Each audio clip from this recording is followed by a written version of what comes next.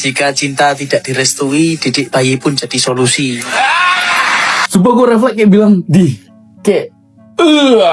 Viral pengantin berhijab menikah di gereja. Baru-baru ini viral pernikahan beda agama di sebuah gereja di Semarang. Amerika Serikat ingin ubah aturan halal Indonesia karena dianggap menghambat perdagangan. Ini menambah daftar hambatan perdagangan Amerika. Seorang perempuan muslim tidak boleh menikahi laki-laki non-muslim. Ya. Tapi laki-laki muslim boleh menikahi perempuan non-muslim. Ya. Kenapa Indonesia umat muslimnya tuh berkurang terus ya? Bahkan digeser sama Pakistan jadi negara nomor 1 populasi muslim di dunia. 240 juta tuh muslim, 98% dari populasi. Indonesia itu sekitar 236 juta. Udah di bawah 90% populasinya itu muslim. Nah, Lu udah tahu belum, Rin? Kalau puluhan warga di Kabupaten Blitar itu mengganti isi kolom agama menjadi kepercayaan terhadap Tuhan Yang Maha Esa. Indonesia negara mayoritas muslim terbesar di dunia, tapi seakan malu-malu menunjukkan keislamannya ke dunia. Loh kok bisa? Karena kalau kita lihat promosi pariwisata kita, hampir nggak ada destinasi yang bertema Islam. Jadinya ketika orang luar lihat, pasti mereka nggak akan bisa nebak kalau Indonesia itu negara mayoritas muslim.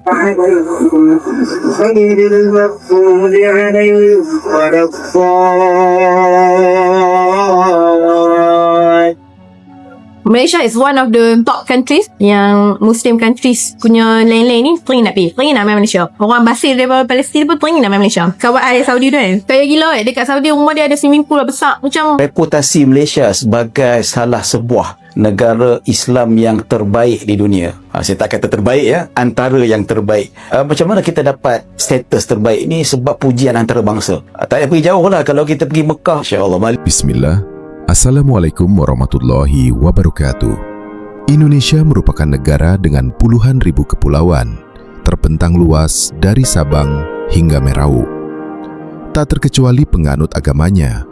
Mayoritas penganut agama penduduk Indonesia ini adalah Islam, bahkan terbesar nomor 1 di dunia. Namun, beberapa survei dilakukan dan hasilnya cukup mencengangkan. Fakta bahwa jumlah penganut Islam di Indonesia menurun, didasarkan pada beberapa penelitian dan survei demografi yang menunjukkan adanya perubahan komposisi agama di negara ini.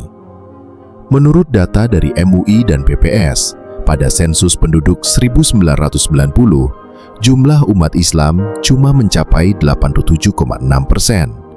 Angka ini kemudian meningkat menjadi 88,2% pada sensus penduduk 2000. Yang memprihatinkan, angka pertumbuhan tahunan umat Islam hanya 1,2%, sementara Kristen 2 kali lipatnya, yakni 2,4% per tahun. Jika cinta tidak direstui, didik bayi pun jadi solusi. Sumpah gue refleks kayak bilang, miracle boy. Ini nih si anak ajaib pujaan kalian 2 hari 2 malam gak tidur. 2025 kalian masih percaya sama babi-babi ban. Apalah maksud dia? Apa tadi yang lucunya tuh di mana? Ditambah lagi si Miftah apa katanya? Gak penting jadian, yang penting kejadian. Astaghfirullahalazim. Sik. Kemarin tuh gue nemu video percakapan antara babi-babi ini, apa katanya? Bersyukur kita tinggal di Indonesia. Kalau di Mesir kita nggak jadi apa-apa. Ya iyalah kocak. Ini gue kasih tahu sama lu pada, sebarin video ini. Yang pertama, di Arab Saudi sana, negara-negara Arab sana nggak ada istilah babi-babi ban. Kedua, di Mesir, di Saudi atau negara-negara Islam di Arab Saudi lainnya nggak sembarangan orang bisa jadi ustadz. Kalau di sini modal tampang, ya tampang gue juga lebih menjual, tinggal pakai sorban aja. Jadi gue ludahin minuman, lu minum mau nggak? Terus kejadian kan berapa banyak oknum ustadz, kiai ataupun babi-babi ini yang melecehkan santrinya. Dan lebih kocaknya lagi, gue jadi kasihan banget sama si korban. Orang tua si korban sendiri juga memilih jalan damai. Ini makanya setuju nggak kalian di negara kita Indonesia ini harus diterapkan sertifikasi untuk menjadi ustadz. Seleksinya juga harus ketat, nggak hanya model sorban ataupun muka ataupun titik 2 di jidat. Nanti jadi seperti si miracle boy. Kalian bayangkan hal menjijikkan seperti itu dinormalisasi dan juga menyesatkan umat. Gue masih penasaran nih cewek gimana ini yang mau ditanam dedek nih sama si miracle boy. Viral pengantin berhijab menikah di gereja. Baru-baru ini viral pernikahan beda agama di sebuah gereja di Semarang. Pernikahan itu digelar dengan 2 tata cara, yakni Islam dan Katolik. Menanggapi hal ini, lantas bagaimana peraturannya di Indonesia? Berdasarkan Undang-Undang Nomor 1 Tahun 1974 Pasal 2 Ayat 1, perkawinan adalah sah apabila dilakukan menurut hukum masing-masing agama dan kepercayaannya itu. Dilanjut dengan kesaksian Ahmad Nurholis, ia merupakan saksi pernikahan beda agama yang membuka suara melalui laman Facebooknya. Ia berkata, perbedaan itu menyatukan, bukan memisahkan. Namun, walaupun begitu, banyak yang mempertanyakan apakah Islam memperbolehkan melakukan pernikahan dengan cara seperti itu. Seorang perempuan muslim tidak boleh menikahi laki-laki non-muslim. Ya. Tapi laki-laki muslim boleh menikahi perempuan non-muslim. Ya. Ini menunjukkan standar ganda dalam suatu aturan pernikahan. Bagus. Ini Rey. kan kemarin kita udah bahas beberapa. Kalau jawaban pendeknya, kalau jawaban yang diperbolehkan sama mama, karena cowok itu kan mendidik, imam kan. Jadi ada chance buat dia bisa mendapat pahala dengan mengconvert. Kalau cewek itu nggak ada chance karena dia harus diimami gitu loh. Kalau diimami bukan dari agama Islam, ya jadi gitu. Itu kenapa cowok oke boleh. Bagus nih. Benar. Benar. Jago ya Islam berarti. Jadi lu bisa menikah dengan pria muslim. Berarti Sama Raymond lu bisa. Muslim kan? Bisa mengimamin lu. Oke. Iya. Contoh nih analogi ya. Berarti Islam lumayan pintar ya kalau misalnya ini kan kayak Dia mulai enlightenment. kayak marketingnya, maksudnya kayak dia Oh, maksudnya itu cara Islam untuk memperbanyak umatnya ya, maksud lu itu kan? Iya. Iya nggak sih? Iya, benar. Gitu. Soalnya dalam Kristen lu nggak boleh. Kristen nggak boleh nikah beda agama. Nggak boleh. Setahu nggak boleh. Kenapa nggak boleh? Berarti tertutup. Bukan lebih banyak. Kayak memang lebih lebih di ada ayatnya kayaknya. Ayatnya apa ayat? Ini kacau nih. Udah pasti dia nggak tahu deh. Aku buka Google. Ini makanya dia merasa terintimidasi kalau kita udah kasih feedback sama netizen lo. Iya, nanti harus abis kayak aku dimarahin lagi. Nanti kita siap dimarahin lagi. Gara-gara nggak sabar sama Feren tuh. 2 Korintus 14, janganlah kamu merupakan pasangan yang tidak seimbang dengan orang-orang yang tak percaya. Seimbang dengan orang Sebenarnya tidak. dalam arti agamanya Bukan firman Tuhan dong itu. Itu kan surat Paulus. Korintus, surat Paulus. Berarti Paulus itu. Itu surat Paulus terhadap jamaah di Korintus. Tapi ada nggak Yesus ngomong dia larang? Dia baru tahu deh. Aduh, baru tahu lagi gua nih mata kayak gitu. Gua sangka sama aja semuanya. Nah, yaudah makanya kita harus buat segmen belajar Kristen dari Ustadz. Amerika Serikat ingin ubah aturan halal Indonesia karena dianggap menghambat perdagangan. Ini menambah daftar hambatan perdagangan Amerika. Setelah sebelumnya, Amerika menekan Indonesia untuk mengganti sistem QRIS dan beralih aja ke Mastercard atau Visa. Pak Trump ini benar-benar pengen ngatur semua negara, bawa kendali dia ya. Nah iya, itu adalah salah satu alasan yang buat Cina memberontak. Jadi lagi-lagi setelah menyoroti sistem QR atau QRIS yang biasa digunakan oleh masyarakat Indonesia dan merupakan sebuah bentuk kemandirian digital payment di negeri ini, lagi-lagi Trump menilai bahwa hambatan perdagangan Indonesia adalah aturan halal. Of course, kita sebagai negara mayoritas muslim harus menggunakan aturan halal ini. Namun bagi Amerika, ini dapat menghambat perdagangan mereka dan memerintahkan Indonesia untuk mengubah aturan halal ini. Lalu bagaimana tanggapan pemerintah? Kan nggak bisa langsung tunduk gitu aja dong. Ini kan terkait juga dengan agama. Nah, akhirnya pemerintah itu merespon dan mengatakan bahwa setiap negara itu punya kebijakan yang harus dihormati, termasuk Amerika. Jadi aturan halal ini akan tetap ada yang sudah diatur dalam Undang-Undang Jaminan Produk Halal nomor 33 tahun 2014. Kenapa Indonesia umat muslimnya tuh berkurang terus ya? Bahkan digeser sama Pakistan jadi negara nomor 1 populasi muslim di dunia. 240 juta tuh muslim, 98% dari populasi. Indonesia itu sekitar 236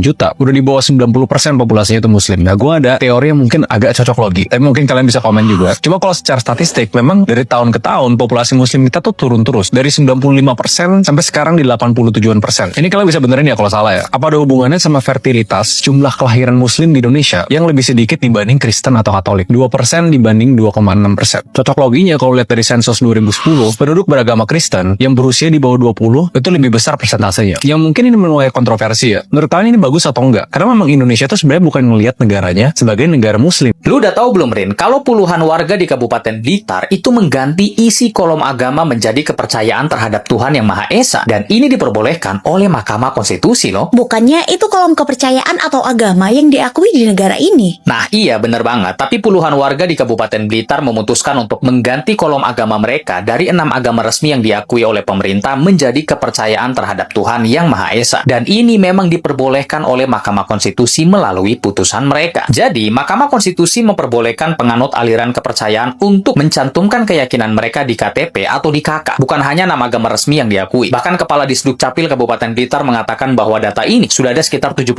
warga Kabupaten Blitar yang mengajukan perubahan elemen data untuk mengganti kolom kolom agama di EKTP. Jadi kolom kepercayaan itu diganti gitu aja. Nah, sebenarnya ada beberapa prosedur dalam perubahan elemen data kolom agama ini. Pemohon harus melampirkan rekomendasi atau surat keterangan dari organisasi aliran kepercayaan yang diproses melalui tempat pelayanan admin Duk Dispenduk Capil Kabupaten Blitar. Lalu KTP yang lama akan ditarik karena sudah tidak valid lagi. Indonesia negara mayoritas muslim terbesar di dunia, tapi seakan malu-malu menunjukkan keislamannya ke dunia. Loh kok bisa? Karena kalau kita lihat promosi pariwisata kita, hampir nggak ada destinasi yang bertema Islam. Jadinya ketika orang luar lihat, pasti mereka nggak akan bisa nebak kalau Indonesia itu negara mayoritas muslim. Destinasi-destinasi yang paling sering dipromosikan misal Bali dengan budaya Hindunya, Borobudur dengan corak Budanya, Prambanan dengan corak Hindunya, dan juga keindahan alam Indonesia yang harus diakui memang spektakuler banget. Tapi ya masa negara dengan lebih dari 200 juta umat muslim, hampir nggak ada destinasi pariwisata utamanya yang bertema Islam tuh. Destinasi-destinasi baru yang diperkenalkan pun masih cara yang menonjolkan keislaman Indonesia. Jadinya sebagai orang yang lumayan sering jalan-jalan, menurutku Indonesia ini agak unik sih. Karena destinasi pariwisata di suatu negara biasanya menonjolkan budaya dan agama mayoritasnya, termasuk di negara-negara mayoritas muslim lainnya. Misal di Uni Emirat Arab, salah satu destinasi top mereka adalah Masjid Rayanya. Begitu pula di Oman yang jadi destinasi utamanya juga Masjid Rayanya. Dan di Uzbekistan mereka menonjolkan peninggalan sejarah Islam mereka yang udah berusia ratusan tahun. Apa mungkin ini karena banyak masjid-masjid kita yang arsitekturnya kurang menonjolkan kearifan lokal? Padahal kalau masing-masing daerah mau membangun masjid yang berarsitektur lokal, misal kayak yang di Padang, menurutku ini bakal bisa menjual banget, apalagi di tengah angka kunjungan ke negara kita yang masih sangat ketinggalan jauh, bahkan dengan negara-negara tetangga kita. Nah, kalau menurut kalian, mempromosikan destinasi wisata yang bertema Islam di Indonesia ini, kira-kira bakal bisa menaikkan atau malah justru menurunkan kunjungan turis ke negara kita?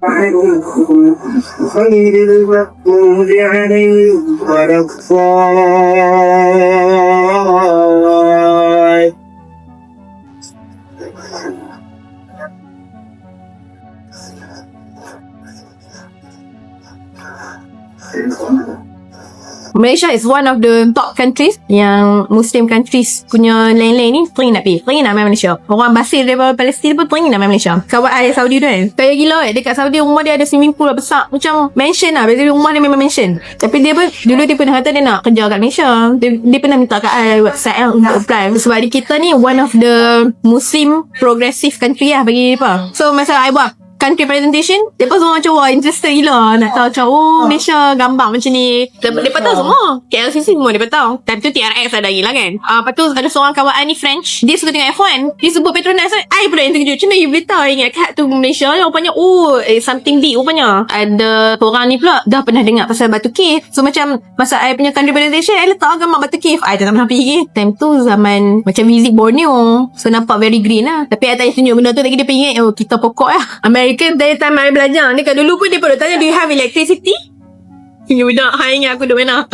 Masa pergi Amerika ada yang tak pernah dengar, Malaysia pun tak pernah dengar. I kena explain. I pernah jumpa world map dekat dalam kelas pottery I. Satu ni besar kan, world map. I nak tunjuk Malaysia kat mana satu. Kat Malaysia dia tak label. Singapore dia label, Indonesia dia label, Thailand dia label, Malaysia dia tak label. I macam, baru nak tunjuk awak tak ada. Macam I pun jadi cari jantung pisang lah. Bila dah jadi world map tak ada macam tu, macam patutlah mereka pun macam tak tahu Malaysia kat mana. Reputasi Malaysia sebagai salah sebuah negara Islam yang terbaik di dunia. Saya tak kata terbaik ya, antara yang terbaik. Macam mana kita dapat status terbaik ni? Sebab pujian antarabangsa. Tak payah pergi jauh lah. Kalau kita pergi Mekah, Masya Allah, Malaysia kita berasa bangga lah kan. Ini kita boleh relatekan ada beberapa sistem pemerintahan ataupun sistem pentadbiran dekat Malaysia itu sendiri dan undang-undang peruntukan yang ada dekat negara kita ni. Yang pertama, kita tengoklah di peringkat pentadbiran sama ada di persekutuan ataupun negeri, kita ada pemimpin pelbagai bangsa dan pelbagai agama. Kita diketuai oleh pemimpin kita, PMX kita, dan yang supreme leader tu adalah agung kita, dan kita ada menteri-menteri pelbagai agama dan bangsa turut bekerjasama menggembleng tenaga untuk membangunkan negara kita yang tercinta ini. Malaysia ni dianggap sebagai negara Islam yang dipandang di mata dunia. Kita ada peruntukan Islam adalah agama persekutuan, yang mana dalam perkara 3 ya, yang menyebut bahawa Islam adalah agama persekutuan negara Malaysia ini secara umumnya. Dalam masa yang sama, walaupun Islam agama persekutuan, tetapi memberi hak kebebasan kepada penganut-penganut agama lain untuk melaksana dan mengamalkan agama masing-masing tanpa diganggu dan tanpa dicalar hak keinginan mereka. Kita ada undang-undang yang memperkasakan Islam itu sendiri. Contoh, selain daripada mahkamah persekutuan, kita ada mahkamah syariah yang menguruskan perihal berkaitan dengan pentadbiran umat-umat Islam. Ataupun contoh yang paling dekat kita boleh ambil ajaran sesat yang cuba disebarkan dekat Malaysia ni boleh dibendung melalui peruntukan undang-undang yang ada. Kita boleh tangkap, kita boleh dakwa, kita boleh hukum, kita boleh penjarakan dia. Ini the power of Malaysia lah. Berbanding dengan sebahagian negara-negara Islam yang lain, ya, dia tak ada undang-undang. Kalau kita tengoklah, ada beberapa negara Islam yang memang dia umat Islam ramai, tapi ajaran sesat bertebaran seluruh negara mereka. Bila tanya kenapa tak tangkap, kerajaan sana tak tangkap ke? Oh, kami tak ada undang-undang. Kami ada peruntukan untuk mendakwa dan menangkap dan hukum, tak ada.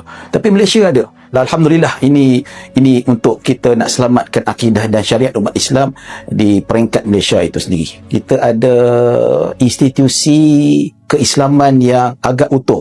Contohnya institusi halal, kewangan Islam. Pertama, saya ambil contoh institusi halal. Kita punya modul halal ni diguna pakai, boleh dikatakan banyak negara-negara bukan Islam. Contoh Jepun, China, Korea menggunakan sistem halal kita sebab sistem halal kita antara yang terbaik di dunia. Dan jangan terkejut, sebut halal Malaysia ni ataupun halal JAKIM terutamanya antara sijil halal yang paling power dekat dunia. Selain itu juga kita menyediakan, Malaysia menyediakan tenaga pakar profesional dalam bidang hak halal dan begitu juga kewangan Islam. Kita kena ingat sistem kewangan dan perbankan Islam di Malaysia ni antara yang terbaik.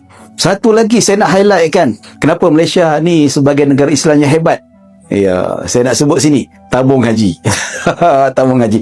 Mana-mana pergi kalau musim haji, orang memang puji tabung haji. Macam ni, dia tak sebut tabung haji. Malaysia haji, ini macam pengurusannya cukup sistematik. Semua nak belajar dengan kita macam mana kita uruskan. Ya, orang maaf cakap B40 boleh pergi haji. Dekat negara lain B40 jangan mimpilah nak pergi. Tapi macam mana sistem yang kita olah dan kita gubal, orang yang nampak tak berkemampuan tetapi kita ada saling bantu-membantu.